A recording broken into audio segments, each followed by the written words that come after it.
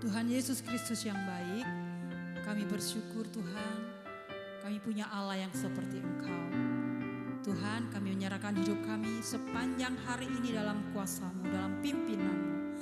Terima kasih Bapa, di dalam nama Tuhan Yesus Kristus, haleluya, amin. Penolong yang selalu setia, memenuhi keperluanku,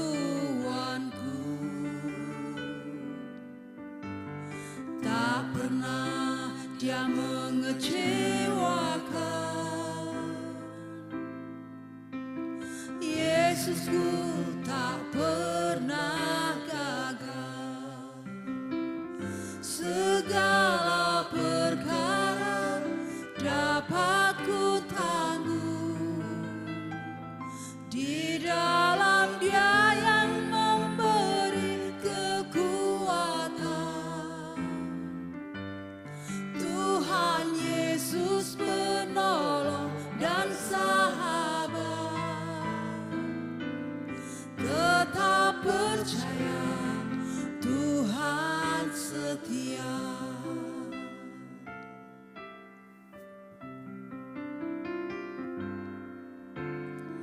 Penolong yang selalu setia, memenuhi keperluanku, tak pernah Dia mengecewakan. Yesusku tak pernah gagal. Segala perkara dapat ku tanggung di dalam Dia yang memberi kekuatan. Tuhan Yesus penolong dan sahabat, tetap percaya Tuhan setia. Haleluya, Kau Tuhan yang setia. Haleluya, Yesus, Engkaulah Tuhan kami. Yesus, haleluya. Yesus, kami bersyukur. Terima kasih, terima kasih. Kami bersyukur, haleluya. Hanya Engkau Tuhan yang tak pernah mengecewakan. Hanya Engkau Tuhan yang memelihara hidup kami. Haleluya, haleluya. Horiala rabaya sin, nala rabaya sin, nala rabaya sin, nala rabu. Horiala rabaya sin. Horiala rabaya takaya sin, nala rabu, nala rapapa rabaya sin. Horiala rabaya sin, nala rabaya. Horiala rapapa rabaya sin, nala rabu, nala rabaya sin. Horiala rabaya sin. Horiala rabaya takaya, nala rabaya takaya. Horiala rabaya sin, nala rabu. Horiala rabaya sin. Horiala rabaya takaya sin, nala rabu.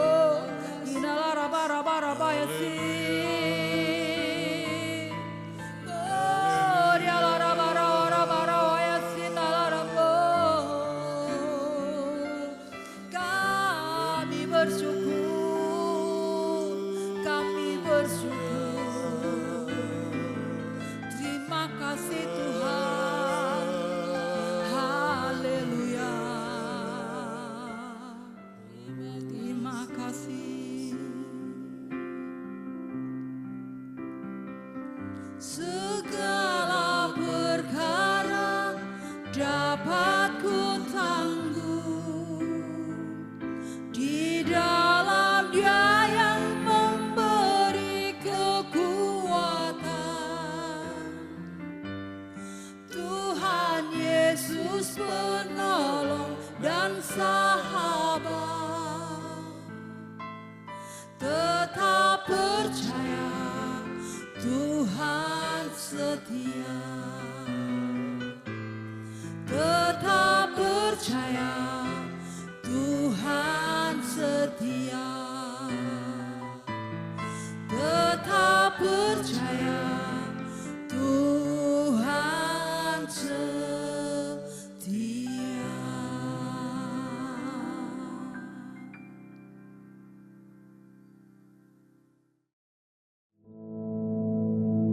Our Father, which art in heaven, hallowed be thy name. Thy kingdom come, thy will be done in earth as it is in heaven. Give us this day our daily bread, and forgive us our debts, as we forgive our debtors. And lead us not into temptation, but deliver us from evil. For thine is the kingdom, and the power, and the glory, forever. Amen.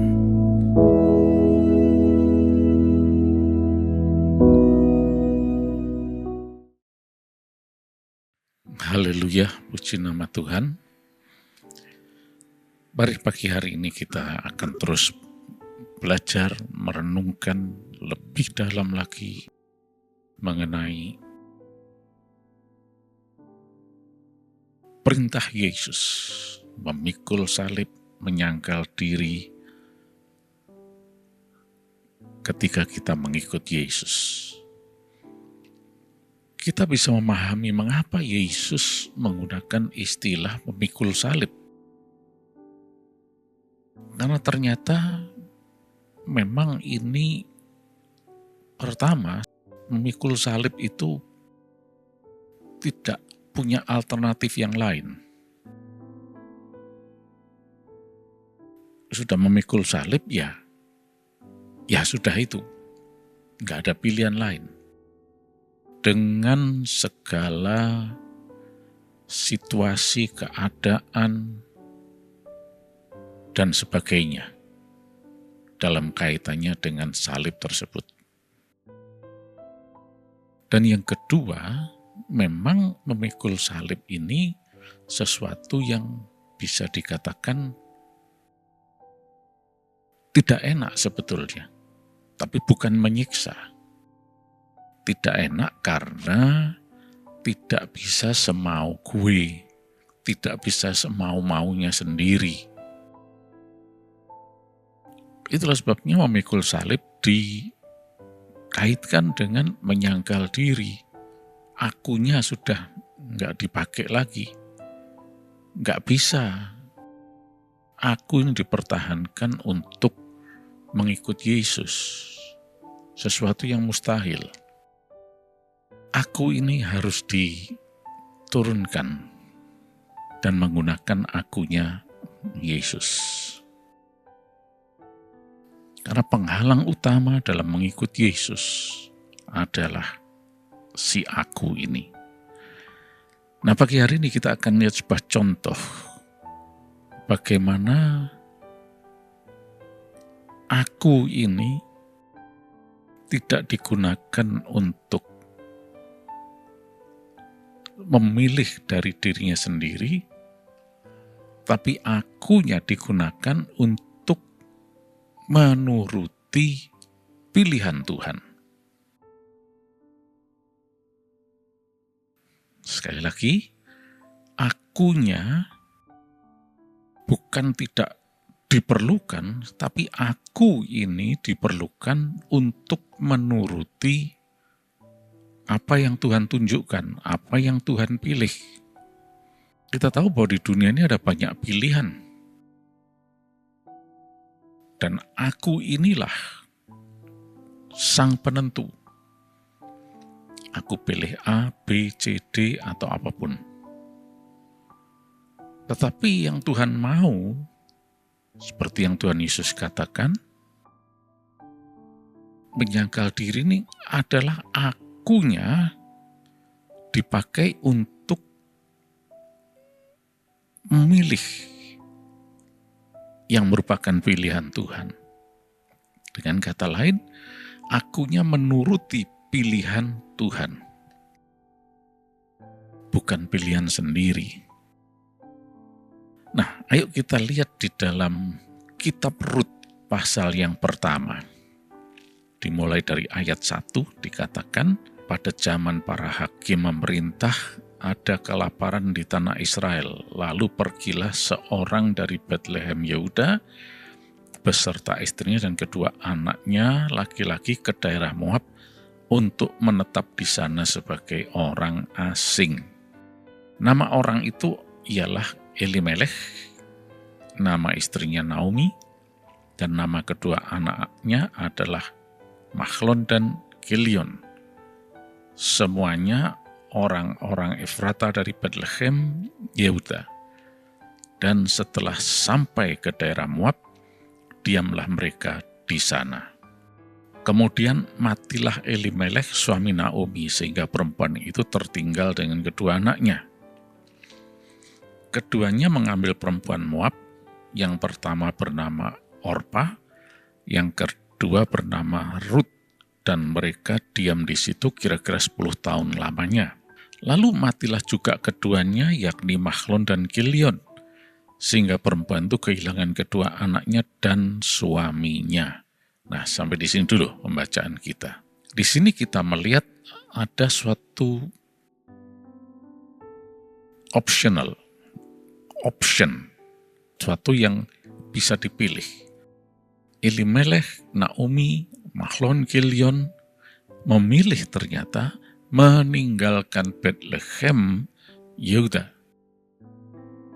dan pergi ke daerah Moab, karena di Bethlehem ada kelaparan.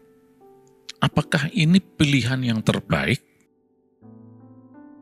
Menurut pandangan manusia, bisa jadi itu adalah pilihan terbaik. Karena Bethlehem sedang mengalami paceklik pada saat itu. Dan sebagai manusia, ada pilihan, ada opsi untuk meninggalkan daerah yang paceklik tersebut. Dan diketahui itu adalah daerah Moab. Kelihatannya memang fine-fine aja. Bahkan Mahlon dan Kilion kemudian menikah dengan Rut dan Orpa, wanita Moab. Dan kira-kira 10 tahun lamanya. Tapi apa yang terjadi? Ketiganya meninggal. Si ayah Elimelech, kedua anak laki-laki Mahlon Kilion meninggal semua di Moab. Apakah ini pilihan terbaik? Ya, kita memang tidak berwenang menghakimi baik tidaknya, ya. Tetapi yang kita tahu adalah pilihan Tuhan itu selalu adalah hari depan yang penuh harapan. Bukan pilihan yang menjerumuskan, mencelakakan.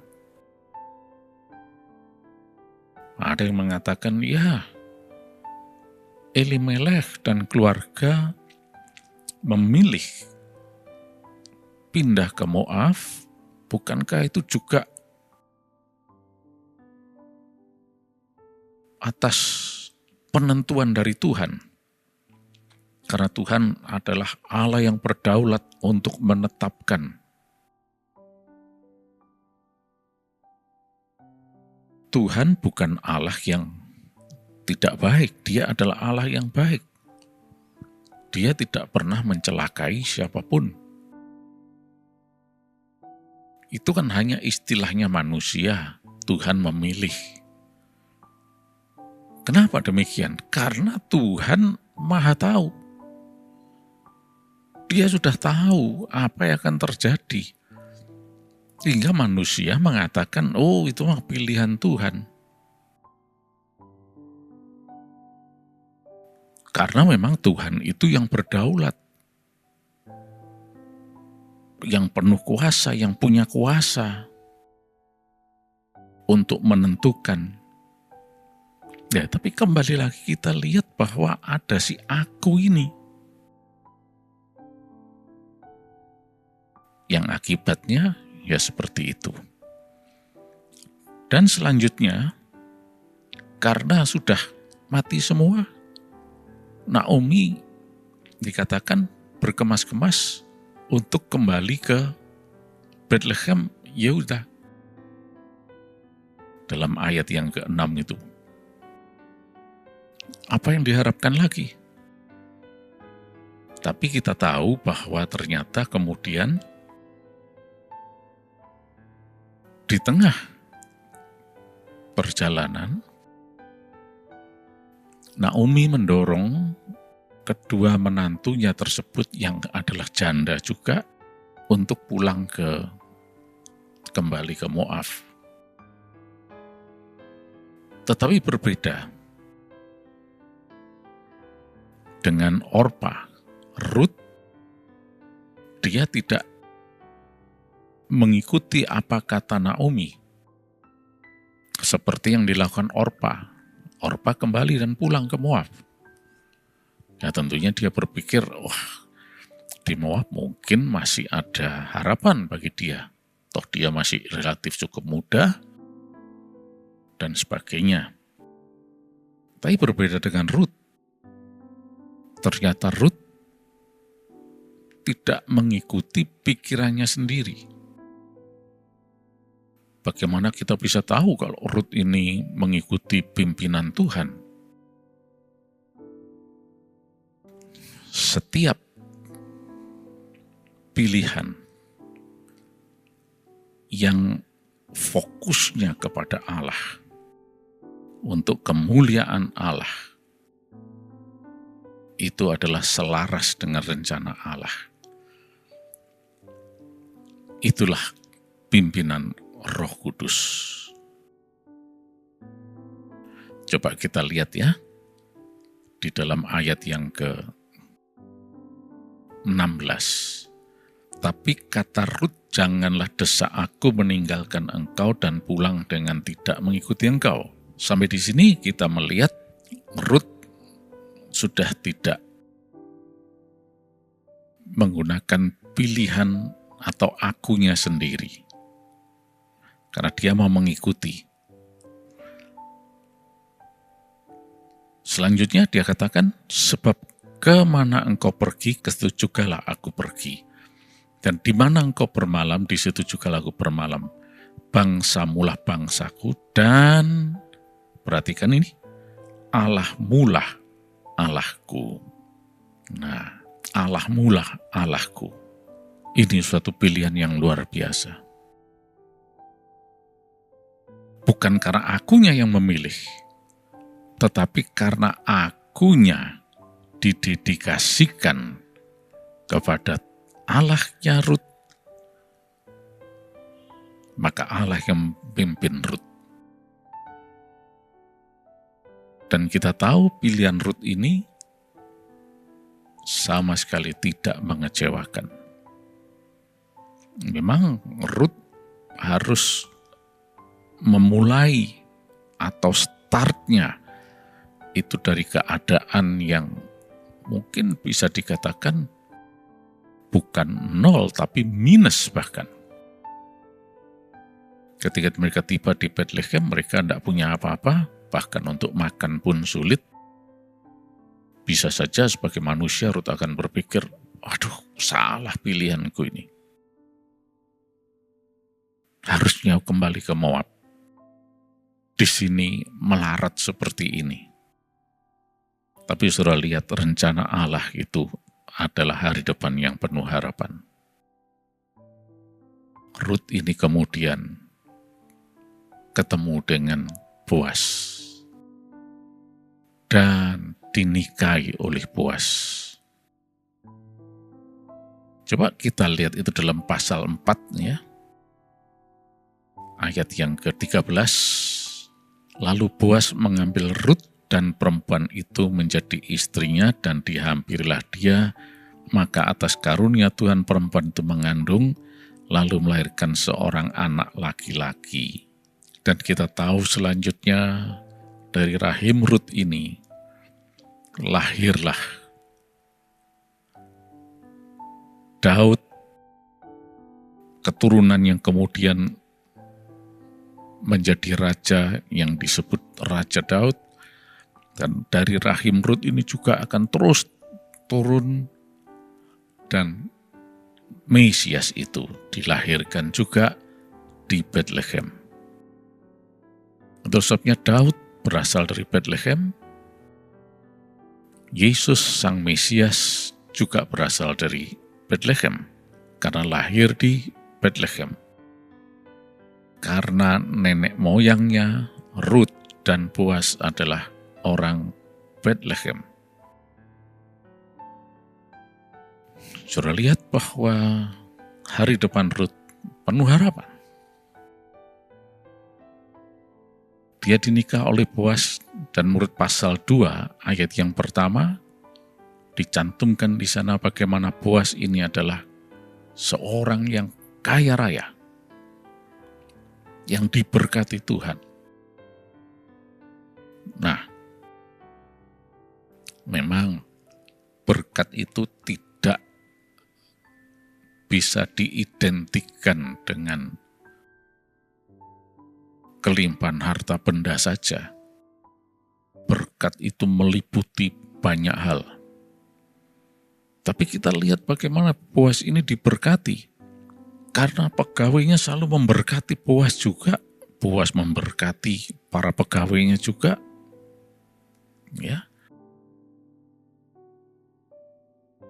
Inilah yang dialami oleh Rut. Karena dia tidak menggunakan akunya sendiri untuk memilih. Tapi akunya digunakan untuk mengikuti pilihan Tuhan.